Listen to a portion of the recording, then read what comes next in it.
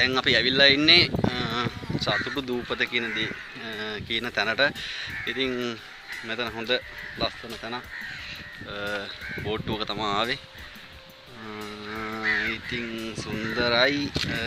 ආපු තැන නම් ගොඩක් සුන්දරයි. ඉතින් ඔය කට්ටියට ඇවිල්ලා බලනවා නම් කවදා හරි එන වෙලාවක මෙතෙන්ද බලන්න එන්න. මේක තියෙන්නේ ඉබ්බන්කටුව කියන ප්‍රදේශේ.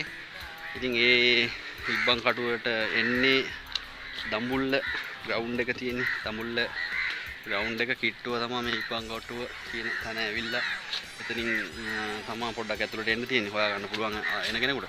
ඉතින් ලස්සන පරිසරයක් තියෙනවා. ඔය කට්ටියට බලන්න පුළුවන්.